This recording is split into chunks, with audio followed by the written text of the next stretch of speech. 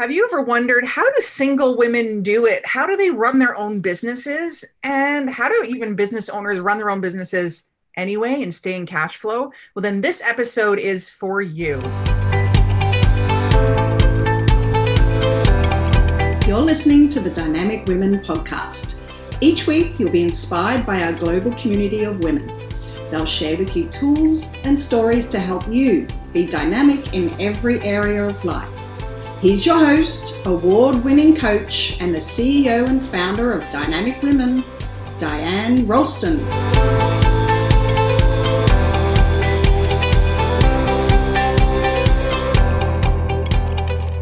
Hello, Dynamic Women, and welcome to the Dynamic Women podcast. I'm Diane Ralston, your host, and I have the pleasure of introducing you to Estrellita Gonzalez, and she's going to tell you a little bit about herself. Estrellita, welcome. Thank you, Diane. Really happy to be here today. Yeah, hi, everybody. I am here in Vancouver, BC, and I operate a holistic skincare clinic and a wellness center. That's my sort of main occupation. I'm an elected trustee here with the Vancouver School Board as well, which is another hat that I wear. A very different skill set, but really enjoy that. And my most important job is I am a mom to a 17-year-old boy who's in grade 12, and I'm a single mom. So that's something that I'm always very happy to share stories with women. I love networking with women. I belong to a few different groups, and happy to have that discussion today, hopefully too, about how we can sort of work to inspire more women to own businesses and for me, especially single moms. Yes, exactly. And the reason why I really want to focus on this today is because if you don't see what you want to be or achieve, then you have a harder time being, in alignment with it, visioning it. And so for people out there that are like, but I'm not a single mom, it doesn't matter. Estrellita is successful, and there's lots for us to learn today. And the fact that she has been able to build not one, not two, but multiple businesses, there is no excuse really that anything can hold you back. And we're going to kind of dissect a little bit about how she's been able to do this, how she's been able to maybe raise capital, or what she does on a daily basis to remain strong with whatever life throws her, and especially in the economy, to be able to continue to run a few businesses.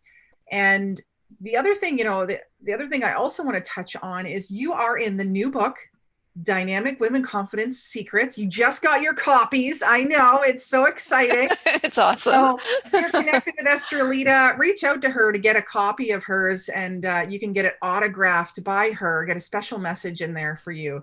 So reach out to her for that.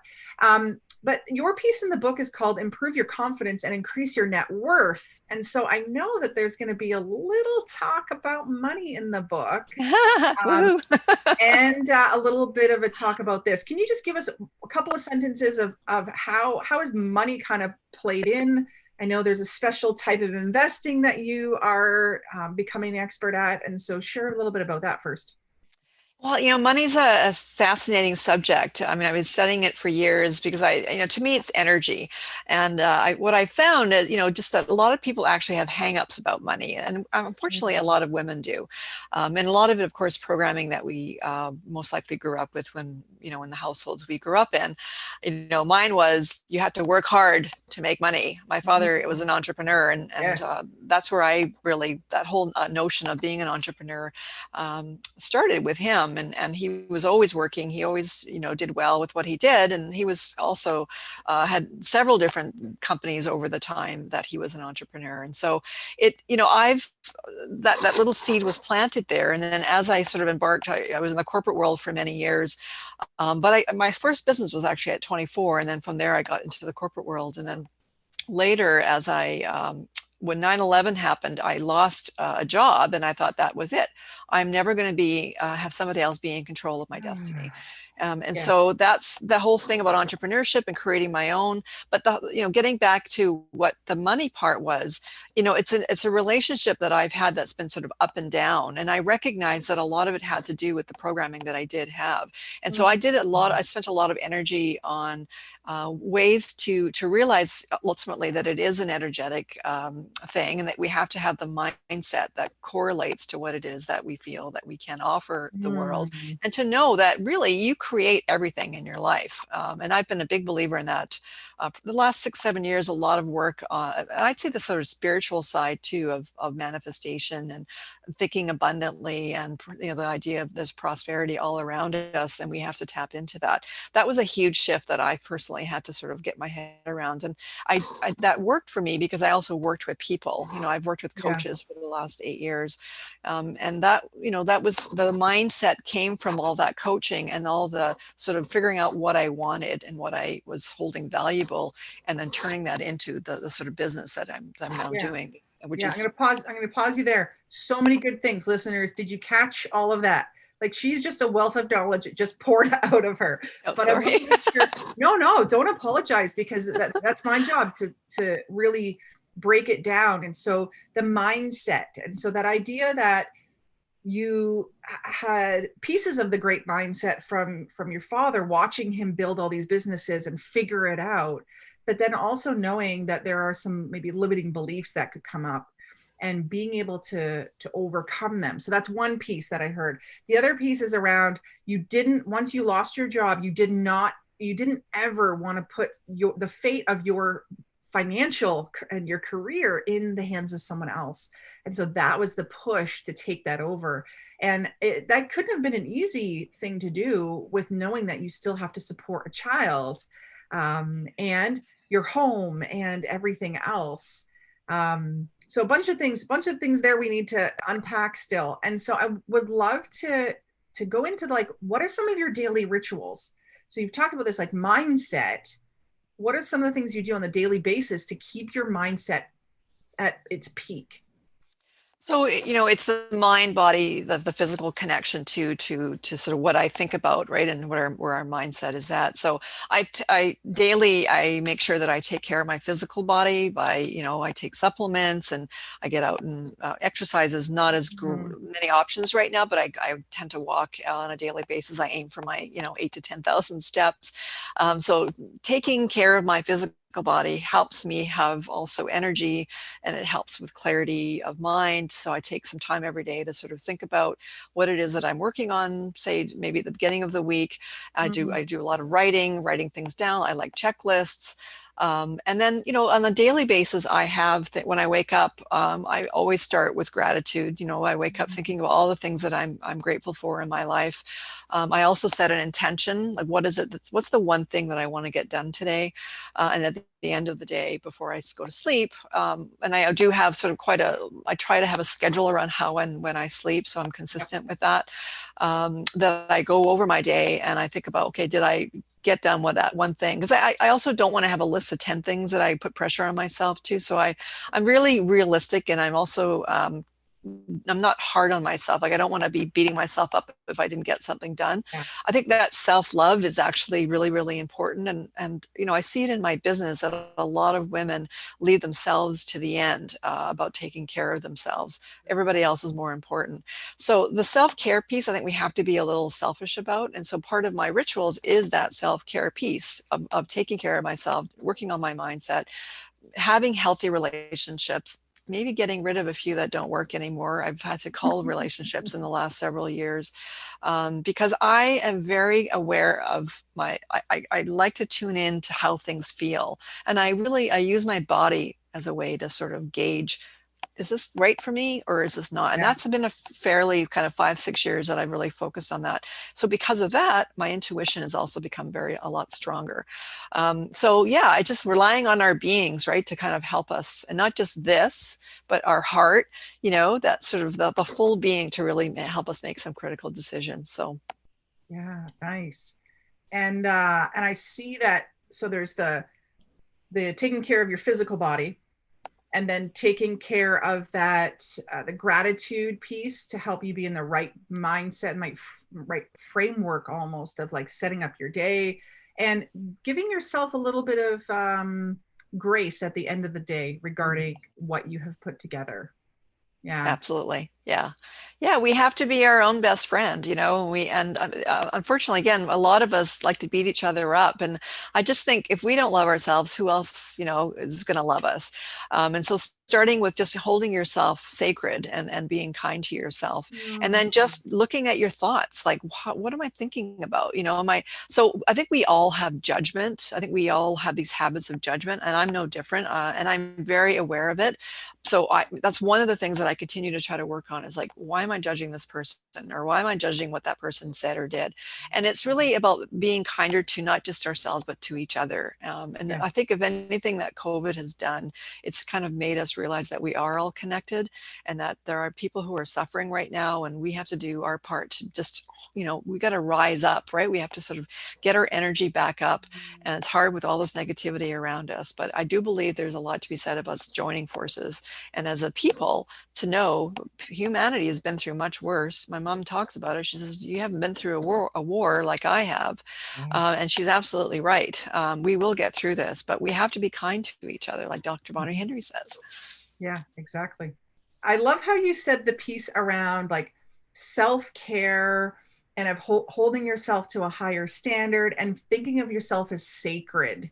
With the number one belief of I'm not enough, how do you help yourself to feel that you're enough or feel sacred? Or how would you suggest other people feel sacred? Like, how do you do that if you're feeling really down on yourself and like you're worthless or like you just can't do things right? Yeah, I mean, it goes back to mindset. The idea is, and the book, the confidence book, is all about that, stepping into your fear. What is it there? What's the little nugget there that's making you feel that? Where is that coming from? So all of us have to sort of digest and kind of take apart those pieces that are, analyze, maybe even some professional help to really understand what it is that's making you feel so, like you're just not loving yourself the way that we all need to. It takes work. We all have to do the work. Yes. Well, as a coach, I obviously agree with you. But Les Brown says, you can't see the frame when you're in the picture. Yes. And, you can't see the picture when you're in the frame. And so that idea of when you're in it, you do need that outside perspective, that outside support to be able to move through it. So I love hearing that you have really put a focus on that.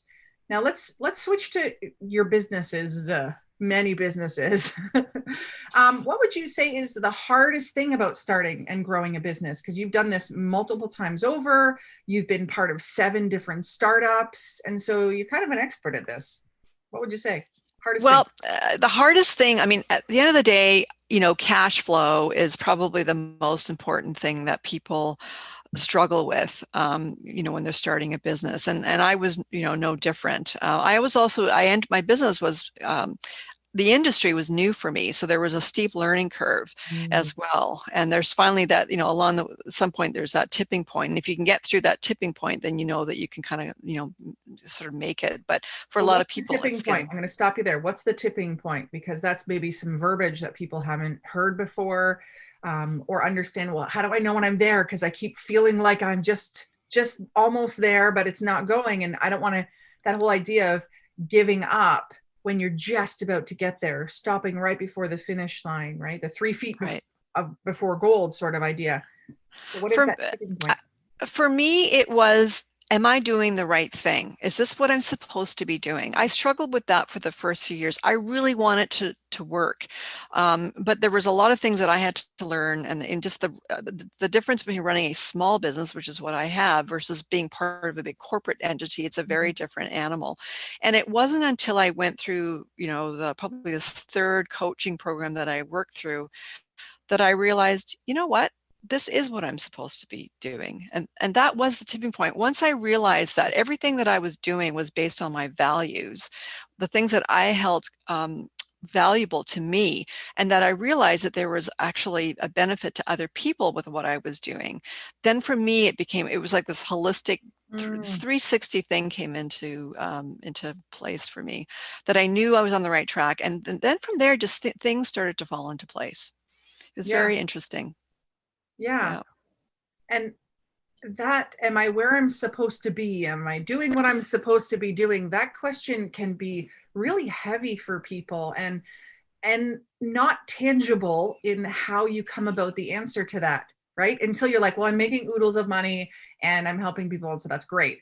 But I'm glad that you brought it back to the values and being in alignment with your values. I had to leave a previous career that it was using all of my skills, and I was having great impact, but there was something about it that made me at the end of the day come home and feel exhausted. Yeah. So that is a key um, effect of not being in alignment with your values. You're tired because it takes energy to live outside of your values. And it wasn't that I was dishonoring the values, the company was. And Right. so what would you say are a couple of your values that you, when you're in alignment with them, you're just full of energy and life is good and business is good? Well, my number one value is health and well-being, so which is why I put a lot of energy into taking care of myself. And then with my business, we're all about health and well-being. Also, freedom is really important to me. And so when I became a mom, which is my son is now 17, and I actually had met his father at a course of how to be a contractor when I was laid off. And then I took this course, and that's where I met his dad. And then unfortunately we split up, and my son was 10 months old. And so here I am, a single Wow. parent. I mean, his dad's luckily been in the picture as a co-parent, but 80% of the effort has been with myself, which I was happy to do. I really wanted a child, and Yeah. I was happy to be a mom, but I also didn't want to be working at a job, and I'd already decided I didn't want that. And so that the freedom of being able to have a Yep. schedule that allowed me to be a parent, to go to his school and volunteer and to be to pack meetings, that was also really important for me. So freedom was important, have my wellness and being in that for myself, as well as now in my business. Those are probably the two biggest drivers, for wanting to have my own businesses. Yeah. Yeah. And so the lifestyle that you want. And so many people and listeners, if you have not sat down and asked, what type of life do I want to live? What is an ideal day? That is a great place to start, because the hardest question that I found that people need to answer is, what do I want? That seems so Yes. big. But if you say, what's my ideal day and what's my ideal life, that, like, without restrictions, that's going to start giving you clarity. And so that's what I'm Absolutely. hearing that you did, was got real crystal clear about what that looks like, so that then you can start to make the decisions of how you get there. Now, in a few questions, listeners, I'm going to give you a heads up. We're going to talk about Oprah and how they called, how the show called Estrellita. We're going to get to that. So that's coming up in these questions here. But before we get there, it wasn't all happiness and rainbows and kittens and beautiful things and cash flow and all this. What were some of the hurdles you had to overcome, and were there any bad habits that kind of aided in these bad obstacles coming your way? Well, I mean, honestly, other than the role of a parent, which is a difficult job, the struggles of those first 5 years as a business owner, there were many sleepless nights, for sure, because obviously you have employees and you have a landlord. And so, there's a lot to contend with. You have an immense amount of responsibility. But again, I think you try a lot of things. And so I could have been guilty a little bit of that. I was a much worse procrastinator than I think I am today. I've learned a lot about trying to do things and do them, now. Paying attention, having systems that also has, implementing systems and actually hiring an assistant, which I did a number now, I guess about 4 years ago now. I recognized what I was good at and what I wasn't good at. And then I got delegated the stuff that I just didn't want to be spending my time on, because I really enjoyed like the marketing. That's really part of my background is a traditional marketer, and that's where I know my strength is. And it's not a strength in most people in my business. Most spa owners are not marketers. Most of them are really good estheticians. I'm not an esthetician. I never was. I just love the technology that I use in my clinic. That's what got me into the industry. And so, bad habits, yeah, procrastination, not delegating enough. And I think just the systemization of my business that slowly has taken over. And actually now I have an amazing bookkeeper that's also helped me tremendously. And actually, I was late in some of my filings and that sort of thing. And now I feel so in control. It's wonderful. Everything is just tickety-boo. And it's such a sense of accomplishment to get to that point of having things that are kind of now working on their own. I've set things up, and that's kind of now where I'm at in my business. I actually want to sell my business in the next couple of years. And I know that, there's some things to still kind of work on, but it's having a system, having it kind of now it's like built. It's got almost 9 years now we've been in business. And it's just a huge sense of accomplishment because I created it. Everything I do today, I created that. And that's hugely powerful. Well, the key thing that you're an example of is you can't sell a business that you haven't properly scaled. You can't get the right number for it. And you can't sell something that doesn't have an operations manual and doesn't have systems and doesn't have processes. Because really, what are they buying? They're buying your lease. Yeah. They're buying they're buying the introduction to the staff, and what they're buying your client list and maybe your machines in your spa. You have to have all these things dialed in. And you said one word, control. You feel so in control now. But what maybe some listeners are feeling like, yeah, but if I pass off work and delegate it to others, I'll be out of control. If I have systems and processes, then I'll be controlled by them, right? And so it's a mind shift again, that actually putting systems and processes into place, properly training your staff, and knowing what is going to happen and delegating to others who are probably more capable than I'll say I am, rather than tell you that you're not capable. This is what gives you control. And what I'm hearing also is a sense of peace. Mm-hmm. Oh, I sleep so much better these days. No, absolutely. I think for a lot of business owners, it's hard to give up that control. But I'm telling you, there's no sense in you doing things. Like if you're not a bookkeeper and you're like the business owner and you're spending your time doing bookkeeping, why, when you can hire somebody that's, whatever it is you want to make, there's a formula for that, right? So if you're one making 120,000 a year, you shouldn't be doing anything that's less than that per hour. So a bookkeeper is going to be, what, $40 an hour, $50, anything under 120, you should not be doing. And because your time should be designated to what you do really well, and everyone doing their part with the wheel moving forward, that's how things get done. And that's how you grow your business. Boom, mic drop. We could stop right there. That is really the recipe for success in a business. Yeah. That's awesome. So I dropped the O name, Oprah. So Oprah called you. What was that about? Her show called you. Yeah, they did. It was when I was with my son's father. So there was a movie that came out with Meryl Streep and Uma Thurman. I forget the name of it actually, but it was about a woman who dated a younger man. And so Oprah was doing a show about that based on that movie.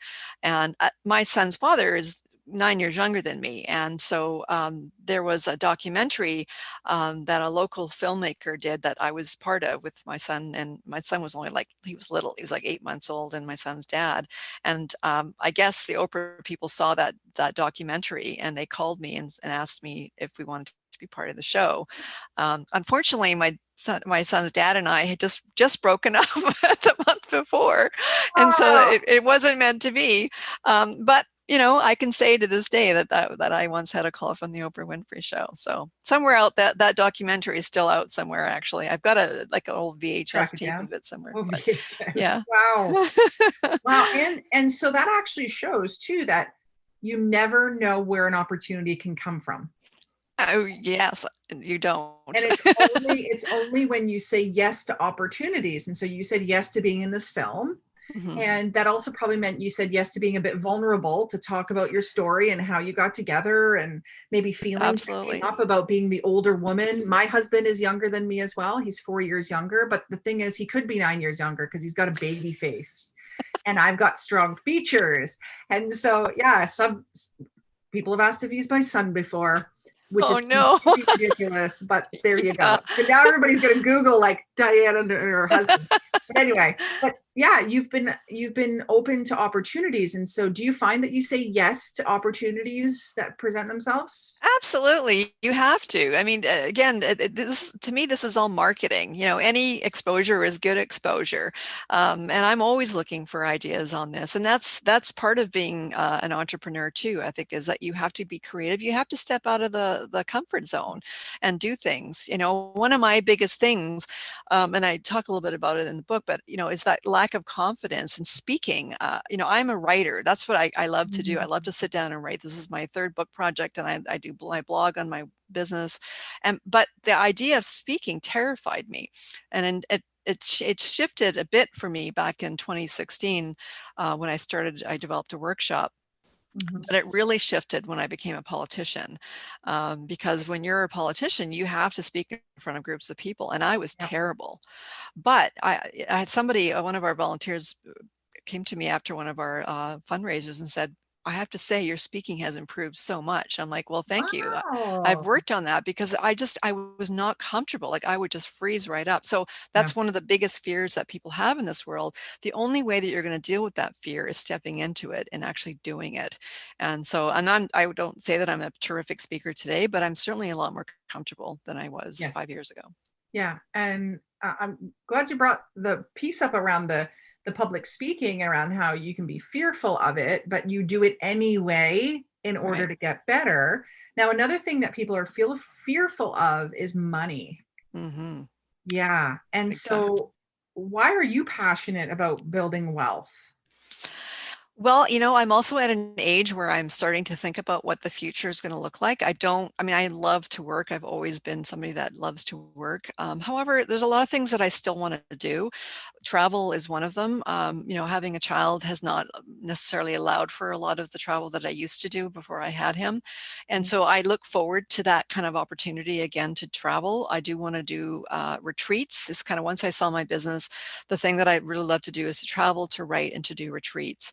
And so there's a lifestyle that goes with that. It's you know, the digital nomad kind of lifestyle. That's what I'm looking to set myself up for. And so I've been studying digital marketing for the last few years.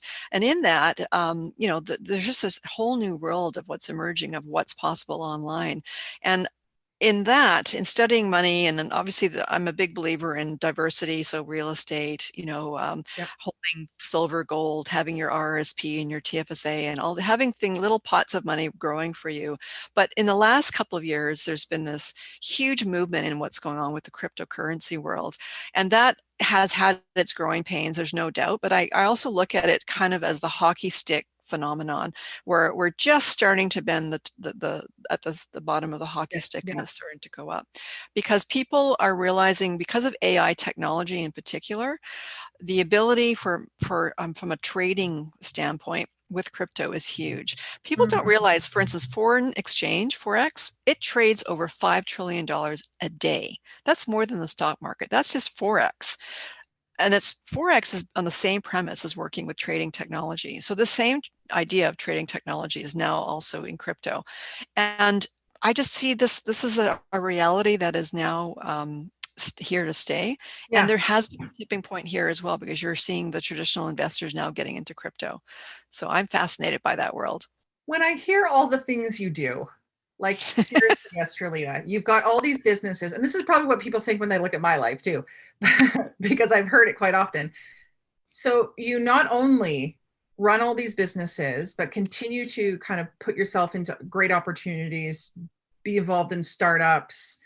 You're a politician and you're raising your son, co-parenting, but still you take 80% of the load. And now you're also becoming an expert on cryptocurrency. Like, seriously, how do you do it all? And how have you become knowledgeable about this kind of new financial area? So it's the evolution of life. it's recognizing, you know, what makes you tick as a person. And for me, I just love to learn new things. I love variety. I get bored easily. It's doing the same thing every day, which just bore me. Yep. And you're also at this transition point, right? Where you've got this established business, but you're thinking about selling it. What am I going to do next? So you've got to sort of plant those seeds as you decide to sort of go into that next phase. So that's where I feel like I'm in. So I'm doing all these different things. But again, I have a good team at my business. You know, I have my trustee work, which I love, and it's a different skill set that I use. But now I'm setting myself up for the next chapter. And so it's taking time to read, you know, it's taking time to get online and watch videos and being parts of groups where there's knowledge being exchanged through online these days, through Zoom and through YouTube videos. So it's the time of information, almost overload. Yes. But you can learn anything about anything today Yes. very easily from the comfort of your bedroom or your living room. So it's just look at yourself, what gets you excited, and open your mind to possibilities, right? Be open to things, because there's a new world that's emerging. Whether we like it or not, things are changing. So Yeah, it's time to, if you want, I mean, it's all your choice, you know, but step into it. It's there for the taking. yeah. So really you're doing some kind of future planning, future cash planning about where your wealth is coming from. And I love that you've put it into a whole bunch of different areas in order, and I'm not talking about just diversifying your stock portfolio or anything like that, but you actually have it in different types so that you can capitalize on whichever market is doing well at the moment, and you're going to set yourself up for success. It's awesome. So good. And you know what, when I think of that question of how do you do it all, how do you have the time, I also, as a juxtaposition, you know, I'm in a Facebook group and someone says, what are some good Netflix series to watch right now? I've liked this, and this. And then you've got people like, you need to watch these, and they like list 7 or 10 different ones. And while they're being very helpful, it also shows me that there are some people that don't watch any TV. And so what are they doing with their time? And so listeners, this is like full disclosure. I watch TV. I enjoy certain things, but I PVR it so I can fast forward through quickly if there's something. But where we spend our time is our choice. And it sounds like you are choosing to enrich your life, bring yourself knowledge, educate yourself in your quote unquote spare time, free time, in order to jump into the next venture. So it is doable. It is doable, right? If you're able to make it happen, then anyone can find that hour a day in order to start doing that.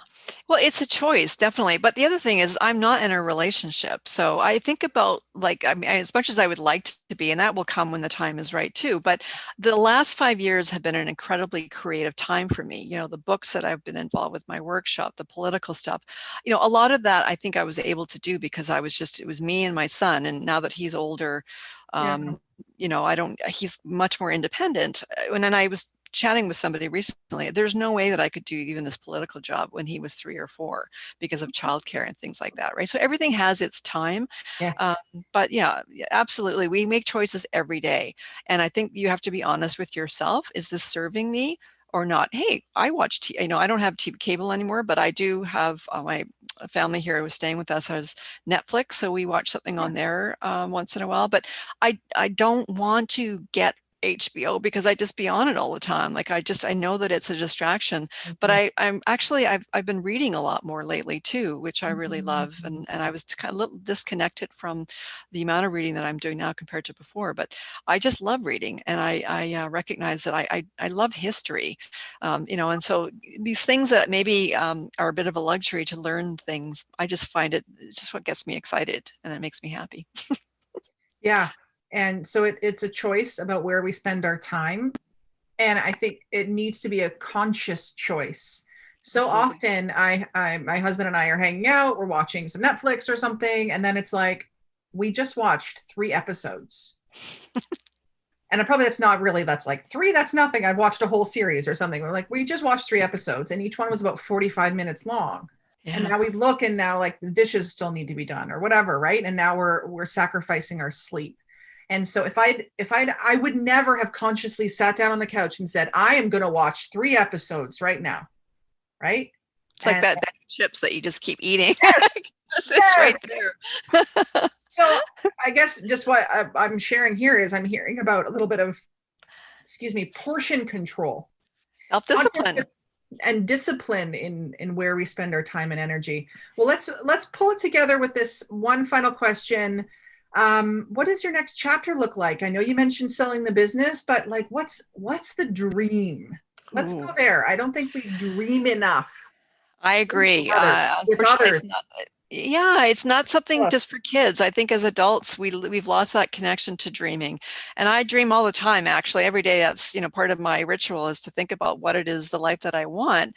And, I love the sun and I miss it this time of year. I love Vancouver, especially in the summer. But, the dream is a place maybe in Europe. I have a European passport, and so I'm hoping to maybe settle there part-time at some point, maybe in Spain or Portugal or Italy. I love Italy. It's like always calling me.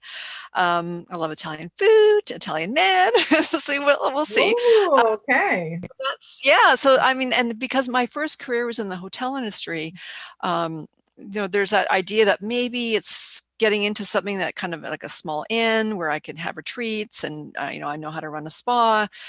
So that's kind of there too. But then I also fantasize about going on a cruise ship for 6 months, writing my next big book, and just seeing the world, in a round the world trip. So definitely travel, definitely sun. I definitely want to live somewhere part-time, 6 months out of the year or 5 months out of the year, somewhere warm.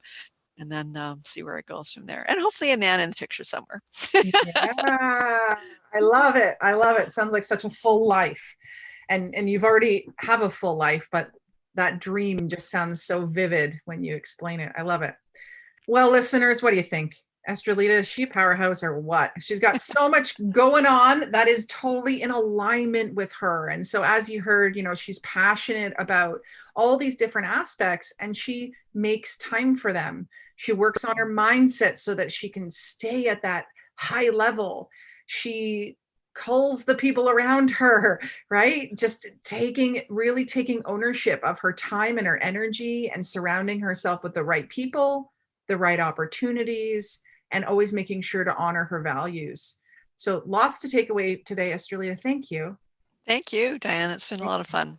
Yeah, good. It has been. So if you want to connect with Estrellita, in the show notes, there's more information about her with her links, her website. So go check her out, go, link up with her. And hey, if you are in town, if you're in Vancouver or ever stopping by, you need to visit her clinic. And so just drop the name here for us, Estrellita.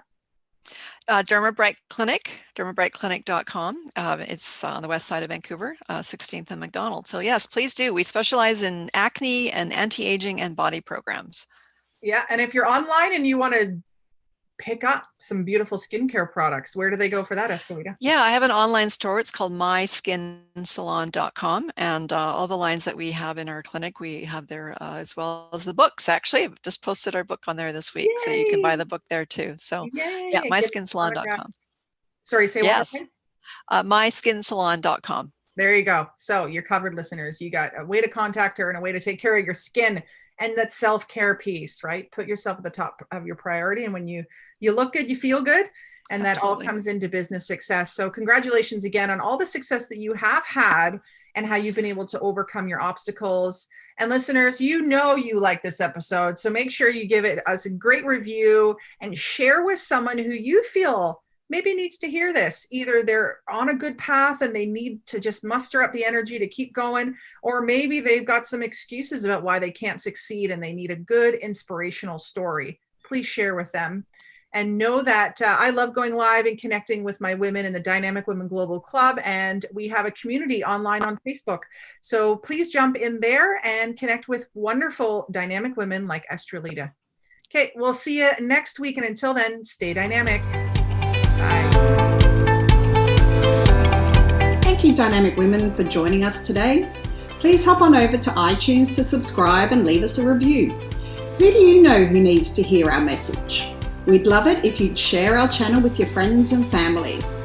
If you're ready to be more dynamic, have more balance and more success, head over to www.dynamicwomenclub.com/free gift for your Key to Success book. Stay dynamic.